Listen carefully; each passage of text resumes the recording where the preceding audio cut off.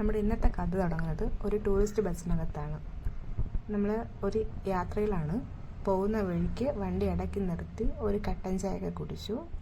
അത് കഴിഞ്ഞ് 5:30 തന്നെ നമ്മൾ എത്തേണ്ട സ്ഥലത്ത് എത്തിയിട്ടുണ്ടായിരുന്നു. നമ്മൾ പോകുന്ന സ്ഥലം എന്ന് പറയുന്നത് വർഷത്തിൽ 12 ദിവസം മാത്രം നട തുറക്കുന്ന തിരുവായിരാണിക്കുളം ശ്രീ മഹാദേവ ക്ഷേത്രത്തിലോട്ടാണ്. അപ്പോൾ പോകുന്ന വഴി 2 വശത്തും പ്രതിമകളൊക്കെ വെച്ചിട്ടുണ്ടായിരുന്നു. എനിക്ക് ഭയങ്കരമായിട്ട് ഇഷ്ടപ്പെട്ടു അത്.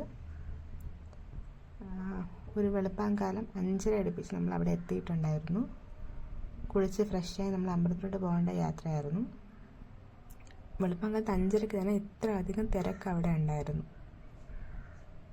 ഇതാണ് അമ്പലത്തിൻ്റെ മുൻവശം എന്ന് പറയുന്നത്. വെളുപ്പാങ്കാലത്ത് 5:30 തന്നെ ഇത്രത്തോളം തിരക്ക് ഞായറാഴ്ച ദിവസമായിരുന്നു പോയത്.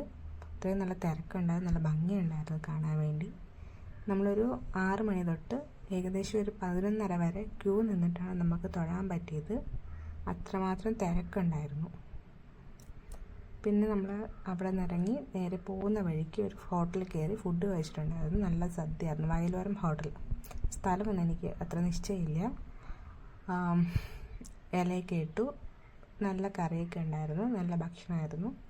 കഴിച്ചിട്ട് ഞങ്ങൾ നേരെ പോയത് കൊടുങ്ങല്ലൂർ അമ്പലത്തിലോട്ടാണ്. കൊടുങ്ങല്ലൂർ അമ്പലത്തിൽ ഞാനൊരു കാര്യം കണ്ടു എന്ന് വെച്ചാൽ ഒരു തട്ടത്തിൽ പട്ടും ഈ വാളൊക്കെ വെച്ചിട്ട് കുറേ പേര് അമ്പലത്തിലോട്ട് കയറുന്ന കണ്ടു. അതെന്താ ചടങ്ങെന്ന് എനിക്ക് മനസ്സിലായിട്ടില്ല. അറിയുന്നുള്ളവർ ആരെങ്കിലും ഉണ്ടെങ്കിൽ ഒന്ന് കമൻറ്റിലൂടെ പറഞ്ഞു തരണേ. അവിടെ നമ്മൾ നേരെ പോയത് ഗുരുവായൂർ അമ്പലത്തിലോട്ടാണ്. ഗുരുവായൂരാണ് നമ്മൾ അവസാനം പോയ അമ്പലം. ഗുരുവായൂർ പോയി ഒരു 7 മണിയോളം നമ്മൾ ഗുരുവായൂർ എത്തി.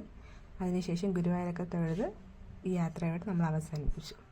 ഇതാണ് നമ്മുടെ ഒരു ദിവസത്തെ അമ്പല ദർശനത്തിൻ്റെ ഒരു വ്ലോഗ്.